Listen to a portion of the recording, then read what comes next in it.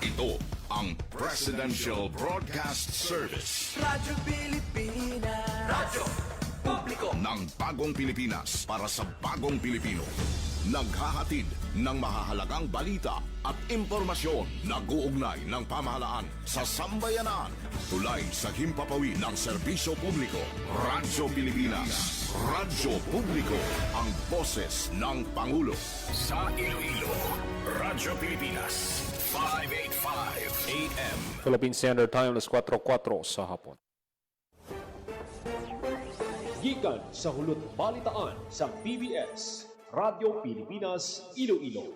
Gintipon sang bugos nga puwersa sa News and Public Affairs Division. Mga pagsaysay sa mga hitabo o aksyon, mga pananawan, kag desisyon, mga hibubunon sa napektuhan nga sektor, mga dalagpo nga balita diri sa Iloilo, kag iban nga bahin sang Kabisayan nagkatungdan. Mga balita nga natipon sa sulod sang nagligan nga 24 oras. Inyo mabatian sa Headliners Was. Kagkaroon, yari ang inyong PBS News Team.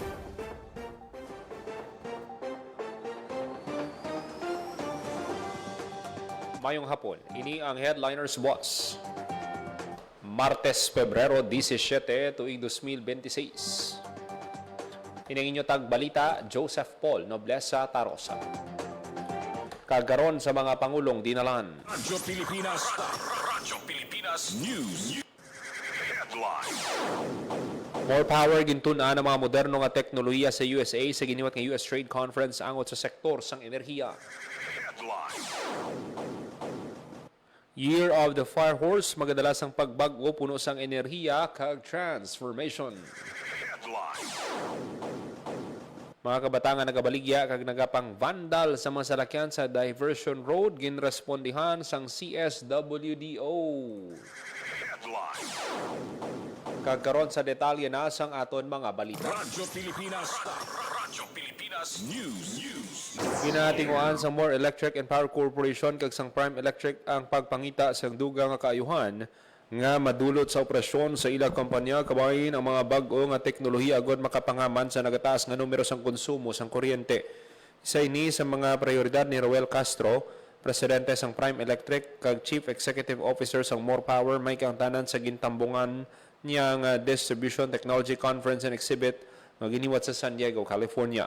Yaraman sa pagtilipon ng mga opisyal sa DOE, Energy Regulatory Commission kag iban nga private distribution utilities. Para sa pila ka mga konsumidor, ang sistema sang kuryente tumangan gid lang kasimple. Gikan sa generation, pagkadto sa linya sang tagsa ka mga panimalay. Apang sa pagligad sang panahon, badamo na sang nagbago. Gintalakay sa DTEC, ang pagpasiguro sang masaligan nga serbisyo sang kuryente sa piyak sang madamo ang ginapangatuban kung grid na ang istoryahan. Nagakaangay nga mga distributors sang kuryente ang nagasunod man sa makabago nga teknolohiya kag digital tools agud mabantayan ang bugos nga operasyon sini kag malikawan ang mga brownout. Inatagan importansya sa pagdilipon ng mga best practices sa USA sa sektor sang enerhiya kabahin din ang ginpasangkad nga protection systems, highlanding measures nga nagapugong sa sistema sang solar nga magpasulod kuryente sa mga linya kung may brownout o kung pagkadula sang supply sang kuryente. Gintunan man ang mga pagsulundan kag layi sang Estados Unidos kung kuryente ang pag-istoryahan kung paano ini makabulig sa pagpasangkad sang operasyon nga makalabuot sa mga konsumidor. Ginalauman nga makabulig sa DOE kag ERC ang mga ideya nga nakuha sa ginpasakupan nga pamulong-pulong sa mga pulisa nga ipatuman para sa mga konsumidor sa Pilipinas. Bangod sa pagdamo sa mga prosumers, nagatag maninis ang bago nga economic opportunities. Ang mga tag-iya sang puluyan, may solar panels ang sarang makabaligya sang ila kuryente sa grid. Samtang ang mga may negosyo makapasakop sa mga programa nga naghatag sang reward agud ila ma-adjust ang konsumo tion sang peak hours. Nagapanghibabaw nga mensahe sa kabugusan nga conference among importansya sang kolaborasyon sa tunga sang utilities, regulators kag technology providers sa tanan nga mga pungsod. Sa pagpauli, nagpabutyag si Castro nga matagan direksyon sang power company. Inaamong pagtukod sang distribution system nga masaligan, safe kag labaw sa tanan, handa para sa moderno nga panahon. Radyo Pilipinas. Radyo Pilipinas News. Samtang sa ibang panaton nga balita, Year of the Horse o the Fire Horse, magadalas ang pagbago puno sang enerhiya kag transformation. Detalye sang balita, Emero Santiagudo. Alin sa 2025 nga Year of the Snake nga nangin tuig sang pagbuya sang mga daan nga habits kag toxic nga mga ugali. Kaangay sang shedding sang isa ka manog sa tuig 2026 naman akong Year of the Fire Horse puno sang growth kag transformation. Ini ang pananaw sang pila ka mga feng shui experts sa pag-welcome sang tuig 2026. Ang Year of the Fire Horse nagasimbolo sang madasig nga pagbago kaangay sang karakter sang isa ka babayo. Kung basa ng Chinese idiom, ginpahayag ni Peter Chan, Executive Director sang Iloilo Scholastics Academy nga ang kabayo mahimo ma-relate sa success o kung kadalagan. Sa level sang negosyo, posible man mangin pagpanghangkat ang madasig nga pagbago. Hindi estable kag wala sang kasiguruduhan nga karakter sang Year of the Fire Horse. Mensahe niya sa publiko nga maghalong sa paghimo sang dalaguan nga desisyon sa mga tuig. Mangin maghalong man sa pagdumala sang kwarta kag balansihon ang disiplina sa kaugalingon. Dapat man nga magwa sa comfort zone apang dapat nga handa ka sa risgo nga dala sini. Sa isa ka mall sa distrito sang Mandurriao, madahog na ang baligyaan ay sa mga pampaswerte. Charms, bracelets kag mga figurines may kaangtanan sa Year of the Fire Horse. Hapang paatag sa mga eksperto, magadepende sa gihapon sa tao ang ilamangin direksyon sa ila nga kabuhi. Para sa Bagong Pilipinas, sa Meron Segundo Radyo Pilipinas, Radyo Pilipinas. Radyo Pilipinas News. Mga kabataan nga nagabaligya ka nagapang vandal sa masalakyan sa Diversion Road ginrespondihan sang CSWDO. Detalye sang balita, Emero Santiagudo. Radyo Pilipinas. Radyo Pilipinas. Report. Ginrespondihan sang City Social Welfare and Development Office o kung CSWDO ang mga kabataan kag minor de edad nga ginareklamo nga nagabaligya kag nagapang-vandal sa mga salakyan sa bahin sang stoplight nalapit sa Diversion Road sa distrito sang Mandurriao. Sunod kay Iloilo City Mayor Raisa Treñas nakabaton siya sang report parte sa mga minor de edad nga nagabaligya malapit sa stoplight. Kag ginareklamo nga nagapang-vandal sa bentana o kung kilid sa mga salakyan kung hindi sila pagbaklan sang ilang mga ginabaligya nga produkto. Gilayon niya nga ginpang-deploy mga personnel sang CSWDO agud makilala ang mga kabataan pati na ang ilang mga ginikanan o kung guardians. Sa pagresponde sang CSWDO, wala na nila maabda ng mga minor de edad apang padayon sila nga mag-coordinate sa mga barangay malapit sa area, partikular ang Barangay San Rafael kag Barangay Taft North. Plano sang alkalde nga mag-deploy man sa mga tanod, kaupod ang team sang CSWDO sa area pati na sa distrito sang Molo kag City proper. Ginendorso man ang insidente sa Women and Child Protection Desk sang kapulisan kag Anti-Mendicancy Task Force. Pasalig sang alkalde nga hindi pagbabayaan sa Iloilo City Government ang mga kabataan kag buligan sila nga mapalayo sa disgrasya kag hindi na makaperwisyo sa mga motorista. Para sa Bagong Pilipinas, Emerson Segundo, Radyo Pilipinas, Radyo Publiko. Radyo Pilipinas. Radyo Pilipinas News. Nagpangibabaw ang Iloilo City Police Office sa patay sang operations kag administration sa unang nga bulan ni Police Colonel Wilbert B. Parilla bilang officer in charge. Sa nasyonal nga level, ginkilala ang ICPO bilang Best City Police Office sa ikaduwa nga sunod nga tuig sa First PNP Day 2026 celebration sa Camp General Rafael T. Crame PNP National Headquarters, Quezon City. Back-to-back champion man ang ICPO sa Police Regional Office 6 Second Enhanced Managing Police Operations o EMPO Challenge sa PRO6 Command Center Camp General Martin Teofilo B. Delgado for San Pedro, Iloilo City. Sa patag sang operasyon, wala untat ang operasyon sang kapulisan kontra kriminalidad. Sa datos sang ICPO, masobra 18 milyones pesos ng balor sang illegal nga droga na kumpiska. Sa kampanya kontra wanted persons, 44 ang naaresto.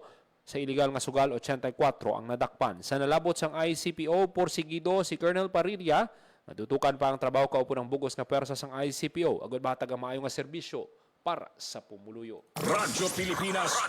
Radyo Pilipinas News. Hintayaw sa Police Regional Office 6 ang operating unit sa pagka-aresto sa punong barangay sa Ginpatigayon nga buy-bus operation sa Barangay Bundulan, San Dionisio, Iloilo.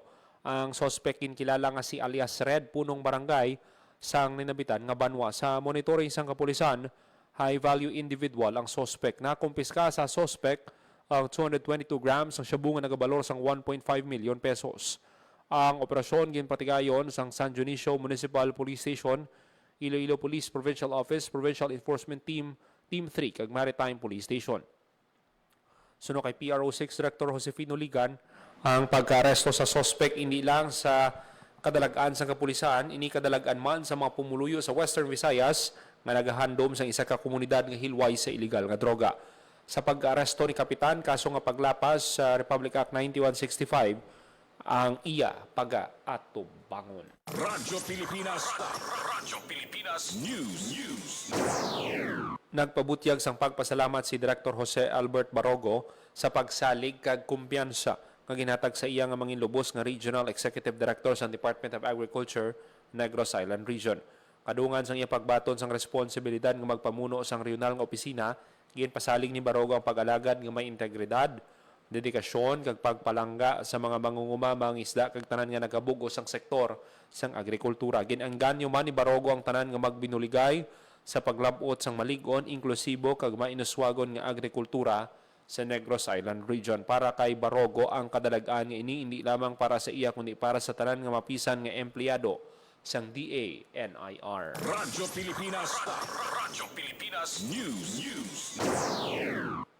Samtang sa ibang panaton nga balita, Radyo Pilipinas. Radyo Pilipinas News. masobra isa kagatos nga tourism workers sa Guimaras nga naapektuhan sang Bagyo Tino nagbaton sang emergency cash aid gikan sa DSWD. Detalye sa balita, Marian Grace Erenieta. Aton sa emergency cash aid ang 122 ka tourism worker sa Guimaras nga naapektuhan sa Bagyo Tino.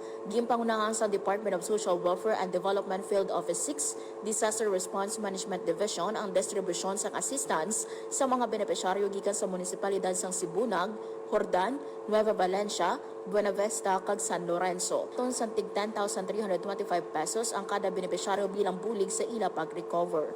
Ang distribusyon sang assistance kabahin sang mando ni Presidente Ferdinand R. Marcos Jr.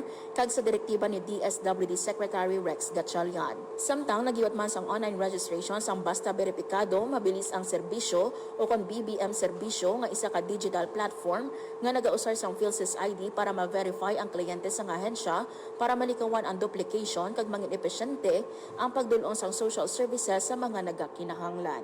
Para sa Bagong Pilipinas, Marian Grace Erenieta, Radyo Pilipinas, Radyo Radyo Publiko. Pilipinas. Radyo Pilipinas News. DSWD nagpalabot sang relief assistance sa mga nasunugan sa Barangay Benedicto, Haro. Detalye sang balita, Marian Grace Erenieta. Radyo Pilipinas. Radyo Pilipinas. Report. Nagpalabot sang relief assistance ang Department of Social Welfare and Development Field Office 6 sa mga nasunugan sa Barangay Benedicto, Haro, Iloilo City. Ginpangunahan ni DSWD 6 Regional Director Joselito Estember ang pagpalabot sang family food pack, ready-to-eat food item, kag non-food item kapareho sang kitchen kits, sleeping kits kag hygiene kits sa mga apektado nga pamilya.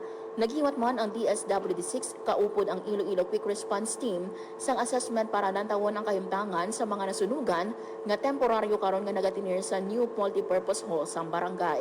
Madumduman nga nagluntad ang sunog sa Pebrero 16 kung sa diin naglabot sa 70 ka pamilya o kung masobra sa 200 ka individual ang naapektuhan sang sunog. 52 kabalangay ang gintupok sang kalayo kung sa diin 48 ang totally damaged kag 4 ang partially damaged. Para sa Bagong Pilipinas, Marian Grace Aranyata, Radyo Pilipinas, Radyo Publiko. Radyo Pilipinas. Radyo Pilipinas News.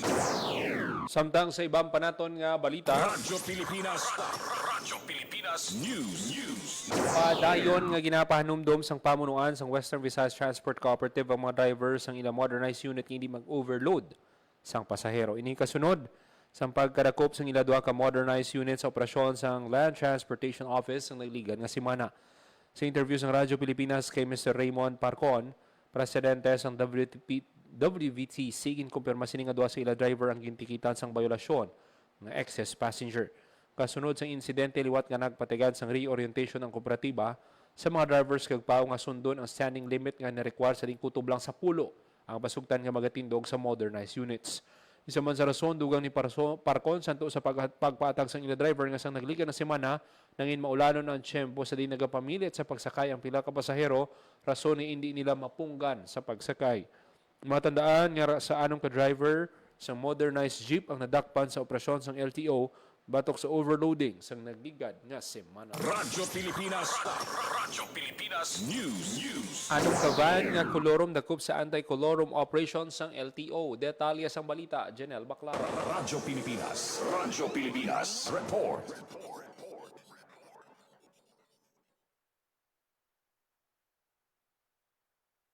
Dakop sa ginpatigayon nga anti-colorum campaign sang Land Transportation Office 6 ang anom ka mga van nga nag-ooperate nga wala sing prangkisa sa pagpanguna sang enforcement team gikan sa LTO 6 Regional Law Enforcement Section nga ginapanuan ni Deputy Chief Relin Reyes gin-flag down ang mga colorum van sa bayan sang Barbasa, Kulasi kag Tibyaw sa Antique sa Banwas sang Saraga, Gimbal kag Pototan, Iloilo.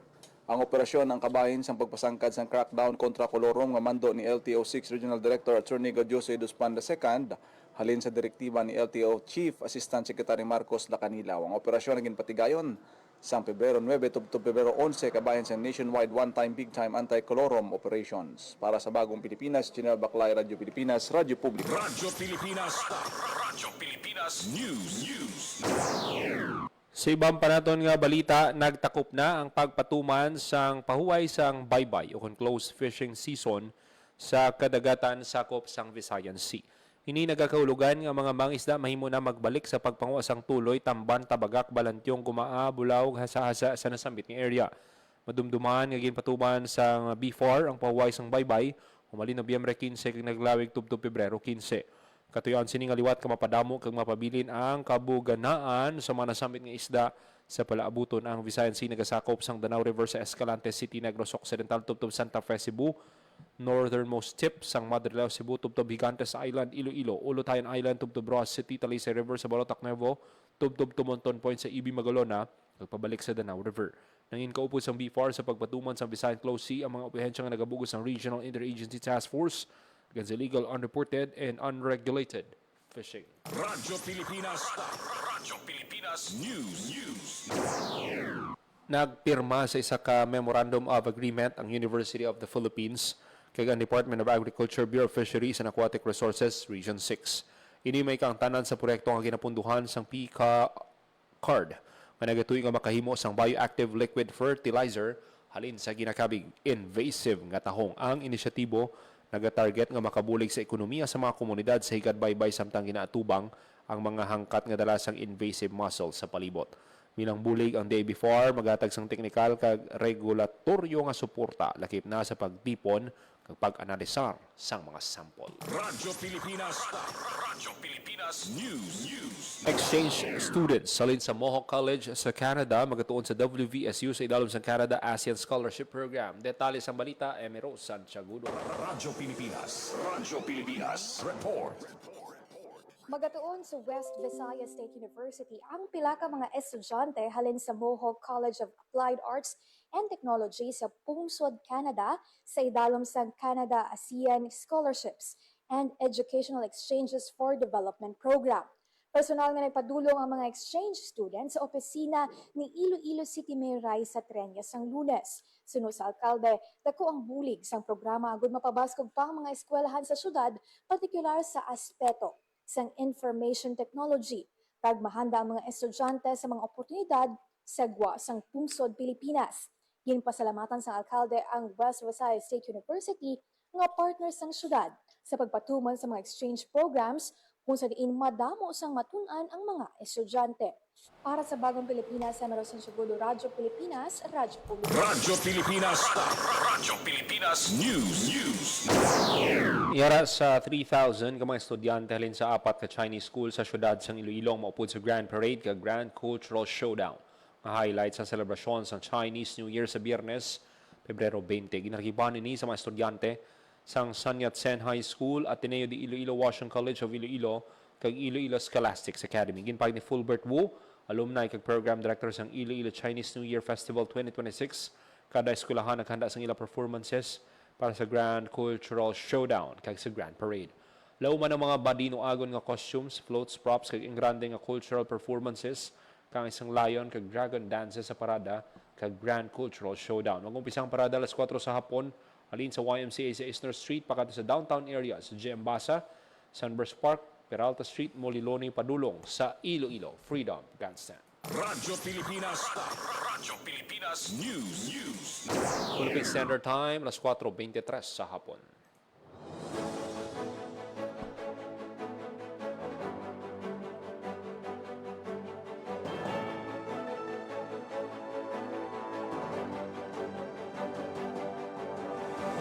Ang miyento manatipon nga balita sang PBS Radyo Pilipinas Iloilo News Team. Martes, Pebrero 17, tuig 2026. Para sa Bagong Pilipinas, Joseph Paul Noblesa Tarosa, Radyo Pilipinas, Radyo Publiko. Ang inyong tulay sa himpapawid ng serbisyo publiko. Ang Presidential Broadcast Service, Radyo Pilipinas, Radyo Publiko. Radyo Pilipinas.